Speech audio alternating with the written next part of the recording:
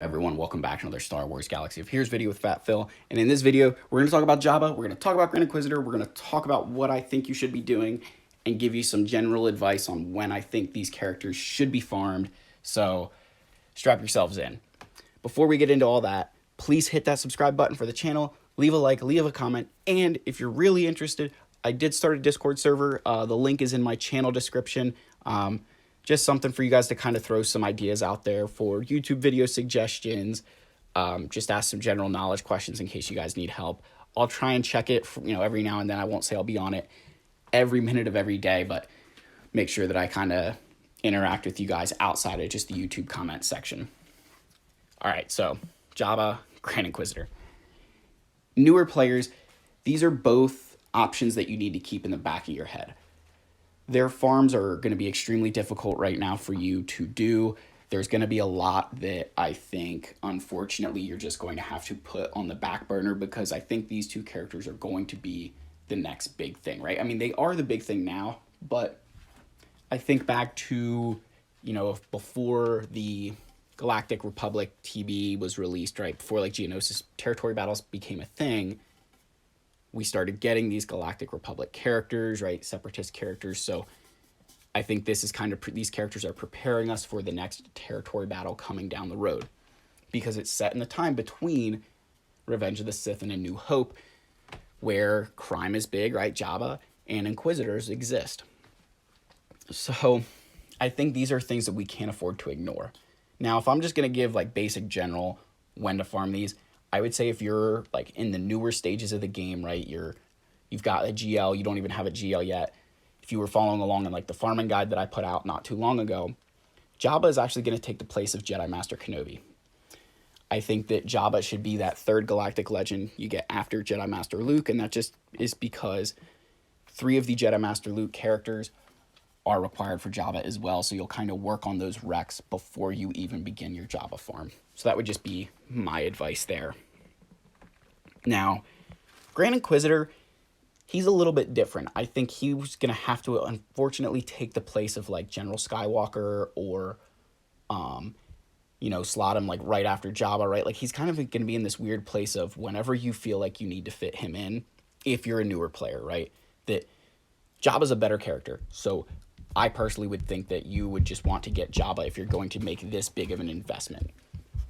If you're somebody who you've already got some Galactic Legends, right, you're in that sort of middle to end part of the game, Grand Inquisitor is the play because overall he is a less of an investment, and you're at the point in the game where making smaller investments is a smarter decision.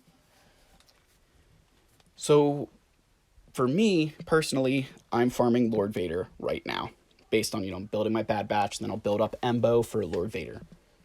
Immediately after this, I'm switching full into getting Inquisitors. I just think that I'm going to need them for territory battles more so than I'm going to need Jabba. Now, Jabba will follow Inquisitors right afterwards. I'll just go right into them.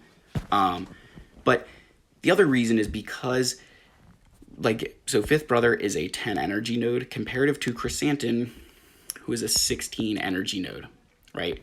I'm the Cantina. So, being able, if I do each of their nodes, if I spend 160 energy, I only got 10 chances to get Chrysanthemum shards, where I'm going to be able to get 16 chances at getting Fifth Brother. So, going to be a much faster farm for Fifth Brother.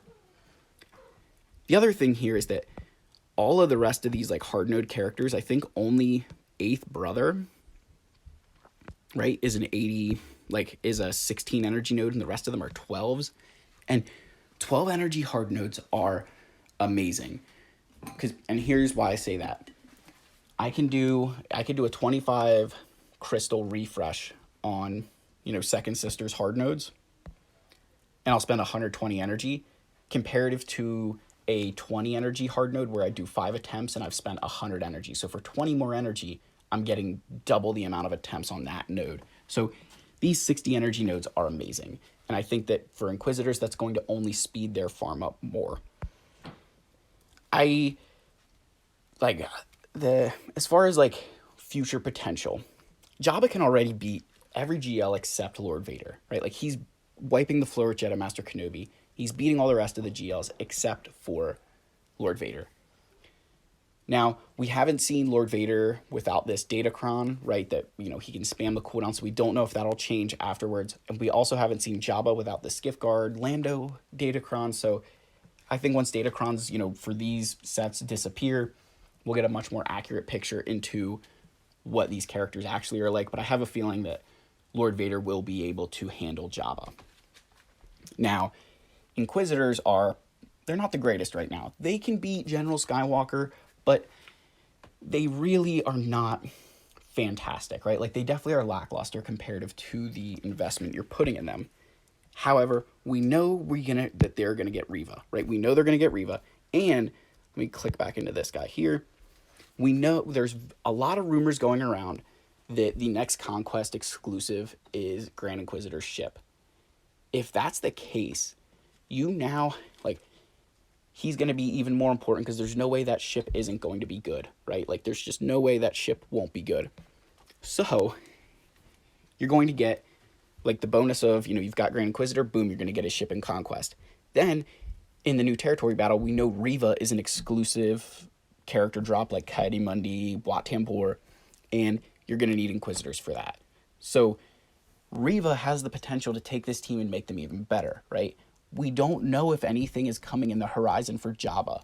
You know, he could maybe get Bib Fortuna, right? That's a very big possibility, but right now nothing is confirmed, whereas Reva is confirmed.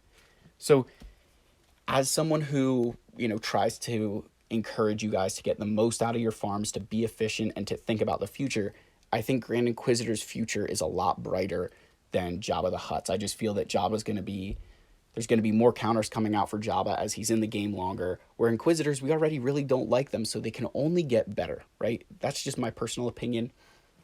And I'm not going to say that I've never been wrong, but I feel pretty confident that Grand Inquisitor and the Inquisitor faction are only going to get better in time. So that's the video, guys. You know, again, like, kind of wrapping it up, right? If the skip to the end here, the too long don't read is, if you're a newer player, I would just focus on Jabba because the investment is, you know, great for both of these two things, right? That they require a lot of stuff, and that Jabba is going to benefit you more in a, you know, as a newer player than Grand Inquisitor. If you're someone who's already towards the end game, I think Grand Inquisitor is the play because you will be able to get him faster, right? That time that you'll have Grand Inquisitor before somebody who's farming Jabba alongside of you would get Jabba, Grand Inquisitor will help more. So that's the advice, guys. If you like this video, subscribe to the channel, leave a like, leave a comment, and I'll see you in the next one. Cheers.